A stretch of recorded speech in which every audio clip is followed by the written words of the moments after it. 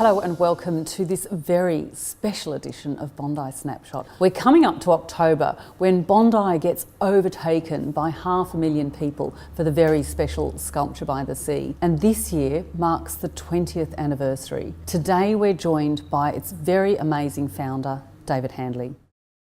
Good morning, David. Look, thank you so much for joining us today on this momentous 20th anniversary of Sculpture by the Sea. Thank you, Marianne, for having me. Now, look, I'd love to hear a little bit about your first impressions of Bondi. I love Bondi now, but as a 10 or 11-year-old, I came here on a school excursion. And for those who are under about 35, they won't know, barely treated sewage used to get pumped off North Bondi. The stink pipe. The stink pipe. It was revolting. And I really have no conscious memory of coming back after that for 20 years until I did the Bondi Coastal Walk looking for a venue for Sculpture by the Sea. Wow. So tell us about this germ of an idea. How did it come about? First and foremost, I just thought the world needed more free things. I thought the world was overly commercial. Now, money makes the world go round, but how to make a community feel better about itself, feel closer to itself, and just make people's lives a little bit better. Put on something big and free. Sculpture as an art form became, if you will, the vehicle for that.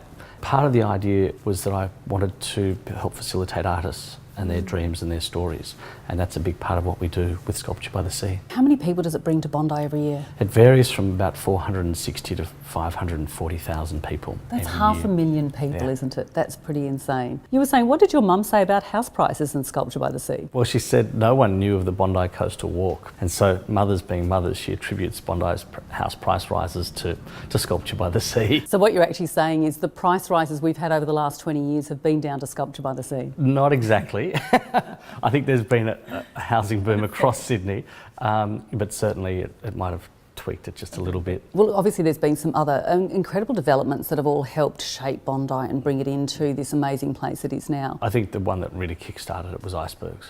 And little businesses, large businesses have really change things. There's something like 100 artists who come together. How do you find those people? What's involved with putting it all together? Right from the start, the artists found us. In the very first show, we only gave artists 2 and a bit weeks to apply, and we had 123 artists apply. That's amazing. So in the very first show, we had 64 or something artists from right across New South Wales and even some from the ACT and Victoria. Now we have artists, well, very quickly we had artists applying from around the world. And one of the reasons for that is sculpture was one of the forgotten art forms. Over the years, we've put a lot of effort into trying to put as much money as we can into artists' pockets, which I suppose is one reason why the show's got bigger and better, thanks to our sponsors and our donors who've helped out the artists. Tell me a little bit about choosing that first sponsor, and of course they're the continued sponsor today. The first show was put on by volunteers working out of my lounge room, and one of the volunteers said, let's go for a walk along the walk from Bondi to Tamarama. Let's just brainstorm and think who we might approach. And as we were walking around, I suddenly looked at the colour of the water and I said, this is beautiful. What happened to the water that I've been staying away from Bondi for? When did this happen? So we approached Sydney Water.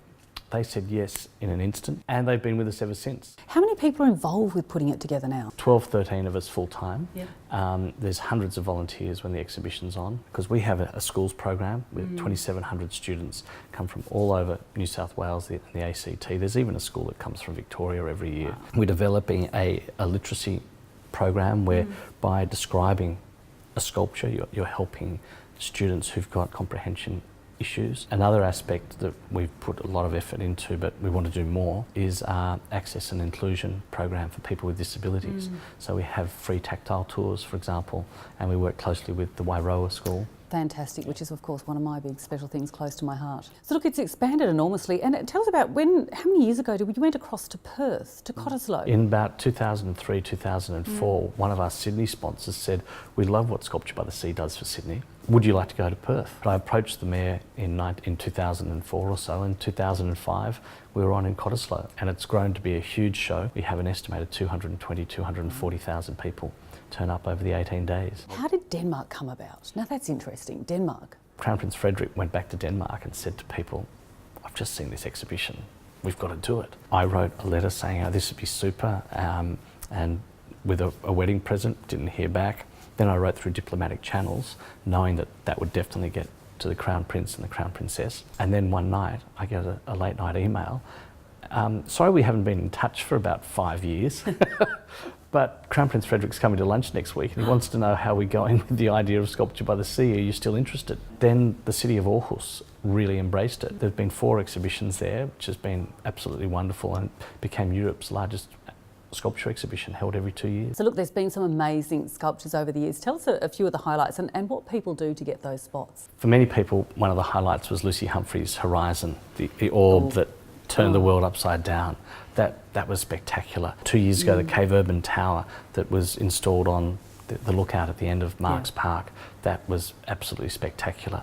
And how do they get those spots? Because, I mean, there must be some spots everybody wants. Artists are fighting over certain locations, and it's hysterical the excuses that we get each year, from my sculpture needs the grand vista behind it to show it off to its best, to my sculpture needs its own intimate, special, small space, like up there with the sea gently behind it. So they're talking about exactly the same place, they're just using different words. So with the 20-year anniversary this year, what have you got in store for us? Every year, Sculpture by the Sea is an exhibition which comes about from putting this extraordinary location out there for artists to play with, let their creative minds loose, and they do. But for our 20th anniversary, we've got a couple of initiatives in place. Firstly, we've invited a group of prominent Australian sculptors to exhibit this year. All of them have exhibited with us before, and this is to show just the strength of sculpture as an art form in Australia and to acknowledge artists who've been in our shows before. One artist who we had invited to be part of that group is Inga King, and at 101 she passed away earlier this year, and so we're having a special tribute to her, and there's 2 works from different stages of her career that are in the exhibition. We've just had sculpture at Barangaroo, which was part of our 20th anniversary celebrations. How did that compare as a location? Because that's pretty spectacular as well. What a lot of us didn't realise is from Barangaroo across to Goat Island or across to Balmain, it's a hop, skip and a jump. You feel the intimacy of the harbour, whereas here you feel the power of the Tasman Sea and the ocean and the southerlies coming through. And then we've started up the Sydney Sculpture Conference. So that's happening at the Sydney Opera House on the 27th of October. That's exciting. And we're going to have a different international partner every year. So this year our partner is the Yorkshire Sculpture Park, which was started by Henry Moore. So there's a number of initiatives we have in place. That keeps you a very busy person. It does, not just me, but all of the staff. The team. David, look, it's been absolutely amazing talking to you. What a fantastic insight into the start, the growth, and moving forward with Sculpture by the Sea. It's just something sensational, I think, that happens for Bondi, and I just want to thank you so much and wish you all the best for the future and for this special 20th anniversary. Well, thank you very much, and it's given me a lot, and as I like to say every year, that first smile of a young child when they're just beaming and looking at a sculpture that's captured their imagination, that gives me a lot too. Excellent, I can't wait. Thank you for joining us. Thank you.